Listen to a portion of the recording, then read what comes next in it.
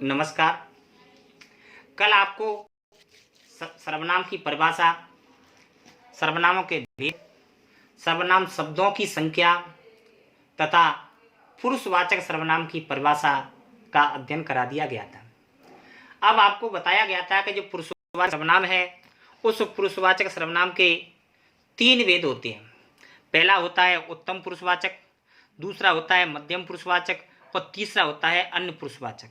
पहला भेद है आपका उत्तम पुरुषवाचक सर्वनाम। देखें तो वे शब्द जो बोलने वाले या लिखने वाले का बोध होता है, उन्हें उत्तम पुरुषवाचक सर्वनाम शब्द कहते हैं। अर्थात ऐसे सर्वनाम शब्द जो वक्ता के लिए प्रयोग किए जाते हैं, उन्हें उत्तम पुरुषवाचक सर्वनाम शब्द कहते हैं। जैसे मैं, मुझे, हम, हमें, मेरी, मेरा, मेरे, हमारा, हमारी, हमारे आदि शब्द हैं जो उत्तम पुरुषवाचक सर्वनाम में बोलने वाले के लिए प्रयोग किए जाते हैं। जैसे, लेकिन वाक्य शुद्धि की दृष्टि से देखा जाए तो इनमें कुछ सर्वनाम ऐसे होते हैं जिनका प्रयोग नहीं किया जाता है। जैसे देखें, मुझको, हमको, हमारे को, मेरे को, हमका, हमार, अपुन आदि क्षेत्रीय सर्वनाम है। अतः यदि सर्वनाम प्रयोग की दृष्टि से इनको देखा जाता है तो ये सर्वनाम शब्द तो होते हैं, लेकिन जब हिंदी में वाक्य शुद्धि और अशुद्धि की बातें आती हैं, उस समय इन शब्दों का प्रयोग नहीं किया जाता है। यदि इनसे हम वाक्य बनाते हैं तो हमारा वाक्य अशुद्ध माना जाएगा। जैसे, मैं कल बाजार जाऊंगा।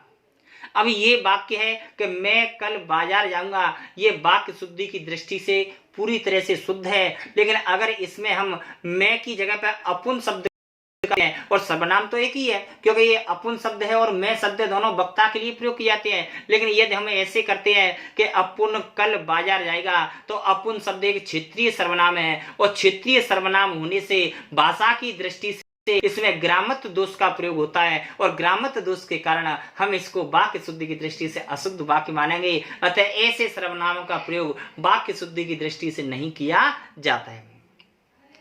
जैसे अब आप उत्तम पुरुषवाचक सर्वनाम में शब्दों को देखें। जैसे, हमको कल शादी में जाना है। अब इसमें किसी ने पूछा, भाई कल कहाँ जाओगे, तो वह जो कहने वाला है वो जवाब दे रहा है कि हमको। हमको शब्द है वो कहने वाले के लिए प्रयोग हुआ है, और ये बहुवचन हुआ है। यदि एक वचन में प्रयोग हुआ तो मैं, और जब बहुवचन में प्रयोग करते हैं तो मैं का बनता है हम। अतः इसमें बात आती है हमको कल शादी में जाना है। मैं अजमेर जा रहा हूं। अब ये हमको शब्द बहुवचन है, मैं शब्द एक वचन है। मुझे मन लगाकर पढ़ना चाहिए। अब उसने जो मुझे शब्द है वो कहने वाले के लिए प्रयोग हो रहा है, या वक्ता के लिए प्रयोग हो रहा है, या हमारे यहाँ मेहमान आ रहे हैं। हमारे, तो हमारे शब्द है वो कहने वाले के लिए प्रयोग हुआ है। ऐसे ही मेरा घर गंगा के किनारे है। अब जो मेरा शब्द है वो कहने वाले के लिए प्रयोग हो रहा है। अतः जहां पर कहने वाले के लिए या वक्ता के लिए शब्दों का प्रयोग किया जाता है, वहां पर उत्तम पुरुषवाचक सर्वनाम शब्द होता है।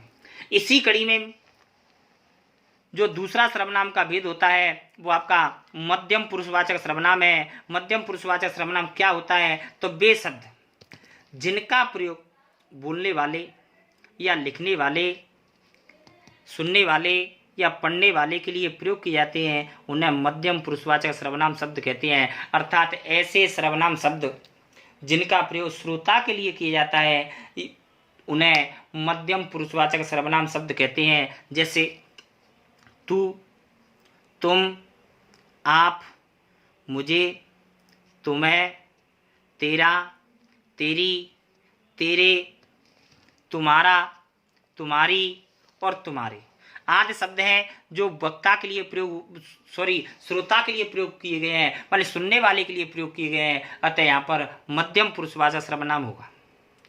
इसी प्रकार इसमें तुझको, तुमको, तुम्हारे को, तेरे को, तुम्हार, तुमची आदि कोई सर्वनाम शब्द नहीं है, अर्थात ये क्षेत्रीय सर्वनाम है। अतः क्षेत्रीय सर्वनाम होने के कारण इन्हें वाक्य शुद्धि की दृष्टि से हम इनका प्रयोग नहीं करते हैं। अतः इसमें वाक्य बनेगा कि तुमको माता जी ने बुलाया है। अब हम किसी के लिए बोलेंगे तो या तो हम उसके लिए तुम का प्रयोग करेंगे या तू का प्रयोग करेंगे, या सम्मान के कारण हम उसके लिए आप का भी प्रयोग करते हैं। अतः इसमें तू, तुम, आप और इनसे बने हुए शब्दों का ही प्रयोग किया जाता है। जैसे आप कहाँ रहते हो। अब जब कोई अब हमसे बड़ा है और हम उसको सम्मान देना चाहते हैं तो हम उसके लिए प्रयोग करेंगे आप कहाँ रहते हो। यदि कोई हमारे समान है, समवयस्क है, और हम उसके लिए प्रयोग करते हैं कि तू कहाँ रहता है या तुम कहाँ रहते हो, और जब सम्मान देने के लिए बात आती है तो वो वक्ता के लिए हम उसके लिए कौन सा प्रयोग करते हैं, आप कहाँ रहते हो।